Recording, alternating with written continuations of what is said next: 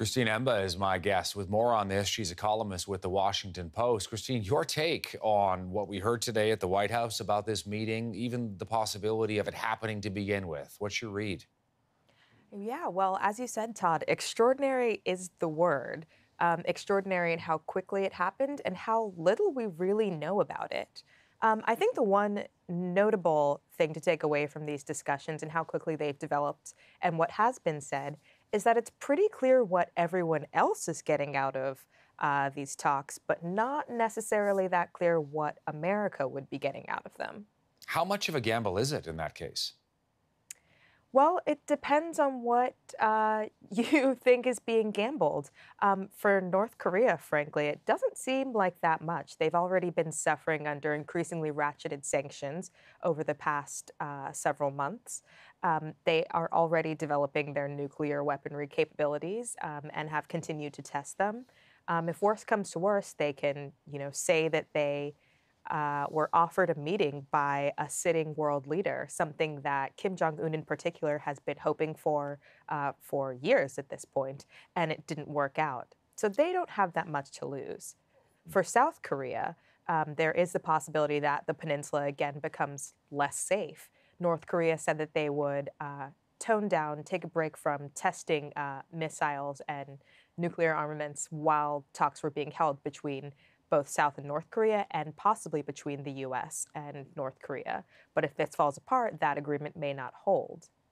And Christine, as we try to figure out why Donald Trump would have agreed to this, there are two dueling narratives out there, and I want to get your read on which one you think is more credible. Number one, the president is legitimately trying to bring about world peace and get a deal in the interests of the United States and, try and deal with this crisis. On the other hand, there are those who say that this is more about a ratings grab, making a splash and being in the headlines, trying to get a deal that nobody else was ever able to do.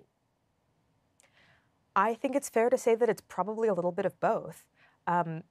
Being under nuclear threat is not a great thing for the United States. It's frightening. We've seen how the island of Guam was sent scrambling just a few months ago. Being out from under nuclear threat, being able to perhaps persuade another country to denuclearize would be great for American safety and security generally. At the same time, and Trump is an American, he lives here, he also faces those risks and understands those. At the same time, as I think we've all seen, the Trump administration has kind of careened from scandal to problem to failure over the past year or so. And this could be really the first big, noticeable, and yes, historic win for the Trump administration and for this president.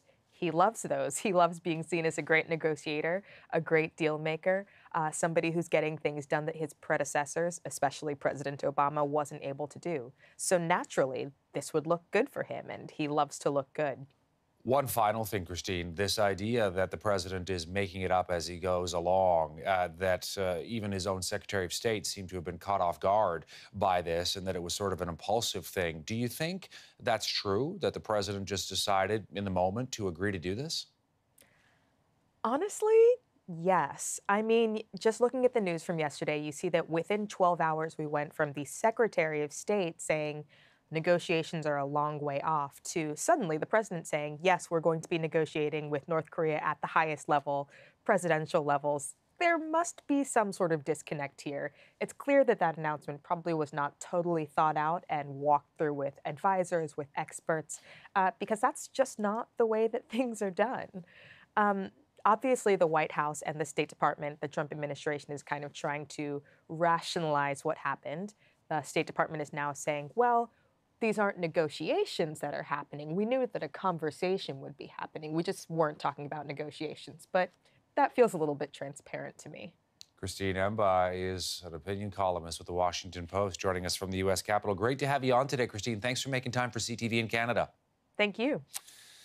All right, we're going to continue to follow this story closely. We are also hearing from certain Swiss sources that they are offering up their country as a possible meeting place for any eventual summit between Donald Trump and the dictator of North Korea. There was some speculation over where the summit would actually happen: South Korea, China, the United States. So now Switzerland, of course, a long-standing country known for its neutrality and world affairs, saying that they potentially would offer up Switzerland, Geneva possibly, as a place place for this meeting to take place in May, if it actually happens.